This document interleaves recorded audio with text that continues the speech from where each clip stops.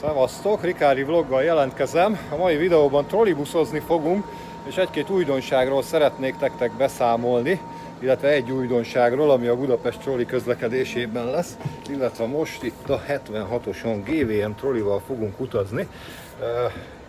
Ennek az az oka, hogy ugye a 77-esen, meg a 80-ason szokott GVM trolli járni, de most valamiért vagy utasszámmérés, vagy valami terelés miatt a 76-osra került az Ikarus kocsi, és akkor most utazunk vele egyet.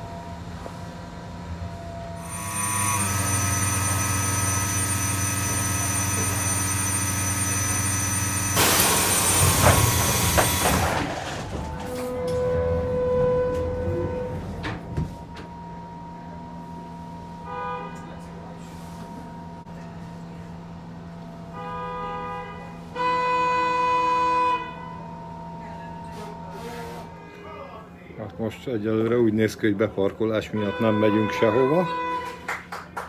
Megakadt előttünk a 75A, és ugye a 76-os is, így most egyelőre nem indul, nagy dudálások vannak, anyázások, meg mindenféle dolgok.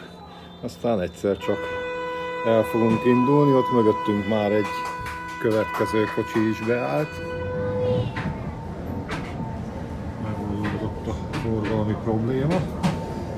Néhány perces zavar keletkezett itt a forgalomba. Előttünk a 75A megy, és az apropó igazából nem csak az, hogy itt a 76-oson GVM-ezünk, hiszen GVM-vel utaztunk már sokszor, hanem arról szeretnék nektek mesélni, hogy újra változik a budapesti trolli hálózat, méghozzá szombattól, vagyis november 9-től. Ha megnézitek itt a másik telefonomon, behoztam nektek a 75-ös menetrendjét, és ha jobban megnézitek, akkor szombattól a Kápolna térről fog indulni a 75-ös.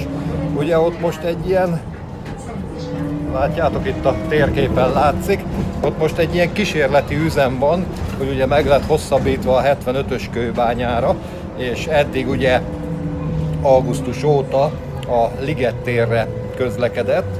Ott is voltunk ugye az első meneten, erről is készült videóm,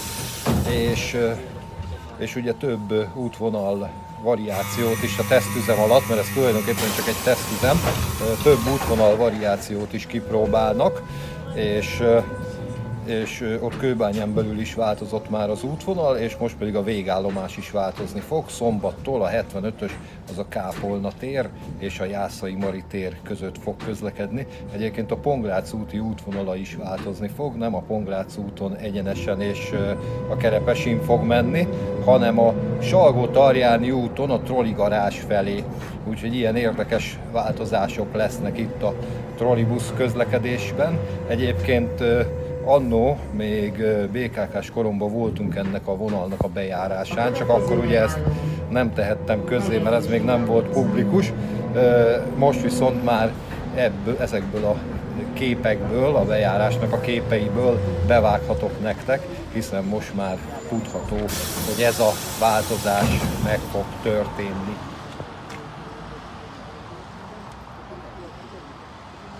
Utasok azok néznek, hogy mi van.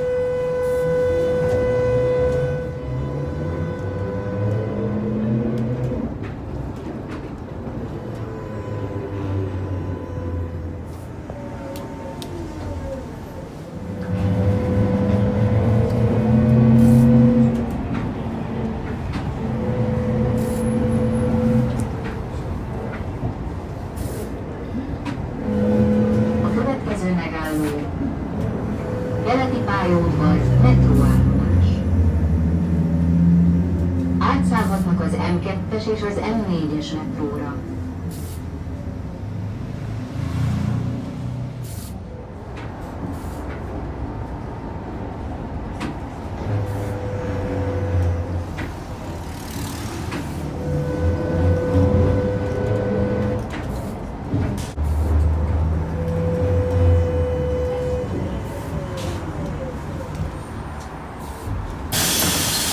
Megint megkapom tőletek, hogy túl sokat mutatom a pofámat, de hát leszállunk a trollibuszról, megnézzük, ahogy elindul.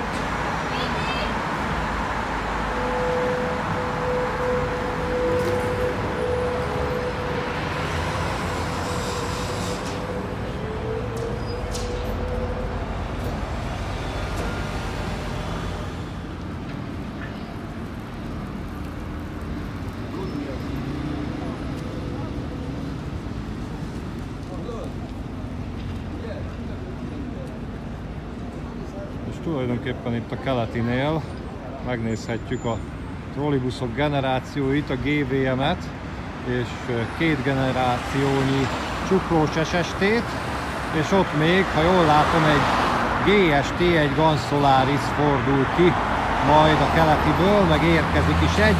Hát ugye mi egy kis késést szenvedtünk a tekintettel erre a beparkolásra, úgyhogy rögtön mögöttünk érkezik a következő kocsi.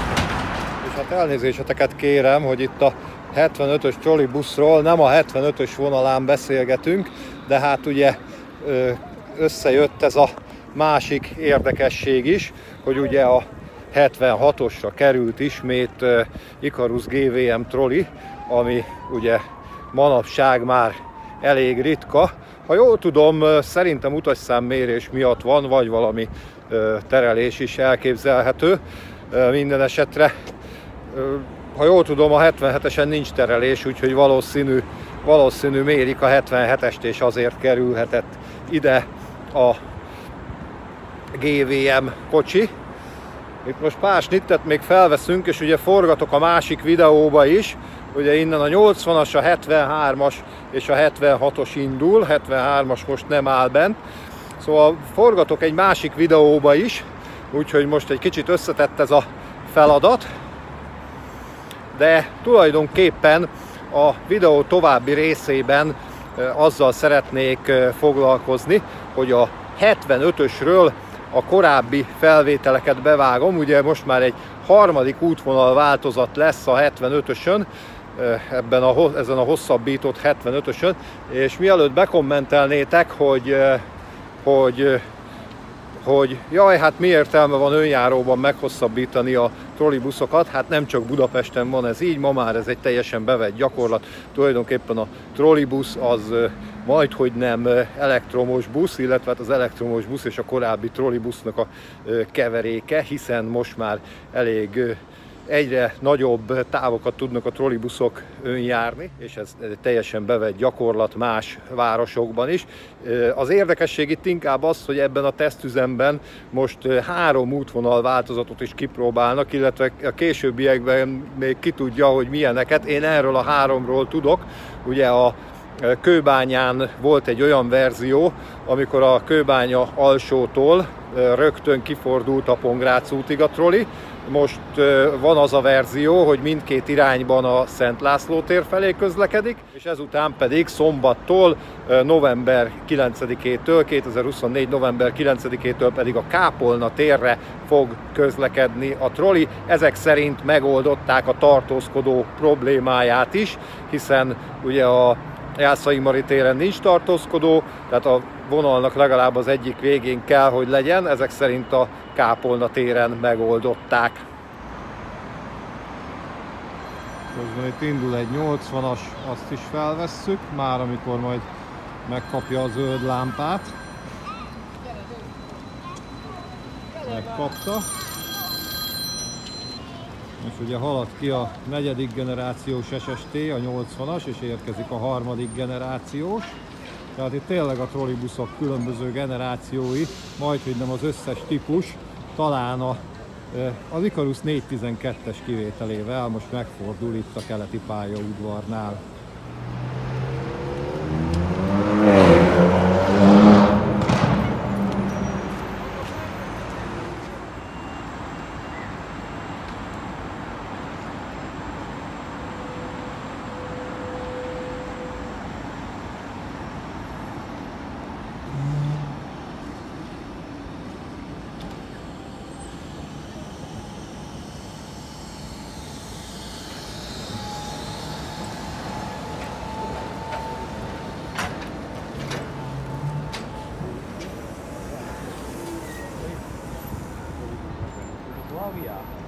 Ezzel a távozó GVM-es nyittel én megköszönöm a figyelmeteket. Ha tetszett, akkor menjetek el a héten még GVM-ezni a 76-osra, vagy majd szombattól trollizni a Kápolna térre, és ha tetszett a videó, csapassatok egy lájkot, ha pedig nagyon tetszett, akkor támogassátok a csatornát a leírásban lévő módokon.